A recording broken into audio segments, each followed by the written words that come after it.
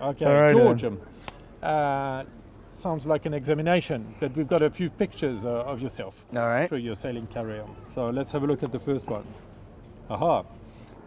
Yeah. Yeah. So the first one here's me sailing a starboat with my dad. They used to have Wednesday night beer can races. I think I was 3 years old, maybe 3.5 here. And it is a starboat, and it just used to put the boat in the water, go sail out to the end of Point Loma, turn around and come back. And that's what they did on beer can races. And so looks like, early 70s. My dad's got some plaid pants and a Coors beer, and that was a long time ago on the starboat. Yeah, my dad definitely introduced me to starboats, as you can tell. When I was growing up, my model boats always had new sails, and I always had model boats and made a lot of new sails. And here's just a model boat that I think we bought in Germany, and this is rigging the new sails on that model boat, and not the standard sails. These were pretty nicely built sails. That's that boat. So there was Igor 1 and Igor 2. This is Igor 2, and it started life as a Flying Dutchman.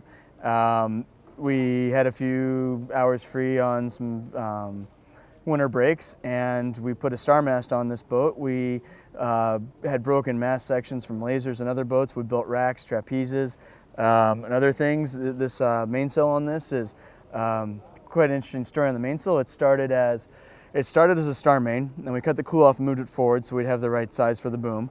And then we went up as high as we could straight, and then we turned and we saved all the scraps from the sail off and made extra cloth and sewed it on the back. The battens for this sail came from an America's Cup boat, and Dennis Conner gave one of my friends a batten, and it had de-lammed, and so we ground it down thinner, and then we glued it back together, and we cut the batten in 3, and that's where the long battens came from. Yeah, I think we bought the boat for $50, and I think my friend sold it for $300, the whole thing, when we were done with the project. But yeah. That was the first version. So this was the first Igor, and I was a little chicken on this one. It was a little shorter. This one has, it started out as a 14-foot dinghy, and I was a little afraid to put all the sail power on it, so I cut the star mast a little shorter on this one, and it had another broken star mast as a bowsprit and a star jib you can see, and I cut down star main, running backstays. And this boat wasn't as good. The hull ripped in half on the bottom 2 separate occasions and started sinking a few times. So we had some issues with that boat. Eventually that boat got cut up and put in a trash can. Just one of the early days of laser sailing. Raced lasers for a lot of years. Wasn't very good at it. Wasn't heavy enough for the time. But early day of laser sailing.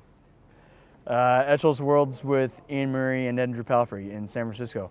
I forget what year, but that was pretty unique worlds. We ended up third, which was fun. But what was even more amazing was to sail with Ian and Andrew. Andrew was just always talking about what the wind was doing, what the compass was doing, what the boat speed was doing. I ended up nicknaming him Radio Dog. One time Ian thought the compass was broken. I was like, the compass broke? I'm like, I don't know. Andrew and I are looking at each other. Why do you say that? He's like, hadn't moved in the last 2 minutes.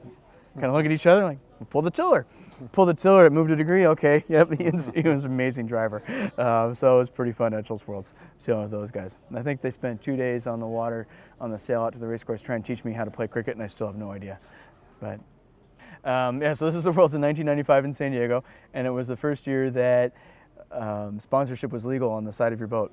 And so they just changed the rules. It was a whole new coming, and so I was sailing with Rick Peters, who we later won the Worlds with in 2009, many years later. But as a joke, we put your ad here on the side of the boat, and we put the big phone number, and so that was the beginning of the sponsorship, and that's why that one's there. Did you get any calls? We got a few funny black calls. Yeah, there was some prank calls, but yeah, nothing good. No money. Yeah, no money. But it was good fun just to make a joke of the. Wow, what happened here? What happened here? This is sailing with Mark Struby in Palma, Mallorca, and we were doing very well. I think we're in third, and we went into jibe. And as we went into jibe, I released the backstay, but the boom didn't come across, and so the boom went back to the same side, and the mast went over the side. So that was a unfortunate sequence of photos there, but pretty neat photos for action photos. Fortunately, star masts don't last forever. Always a good photo. Star Worlds, Varberg, Sweden, 2009, and holding the trophy after the regatta. So always a good photo to keep. Of course, grandson and the president Xavier Rojar shaking my hand, and definitely a good moment. It's definitely nice to get a handshake from Xavier. Thank you very much for your time. All right. And good luck here in My Nassau. pleasure. My pleasure. Thank you.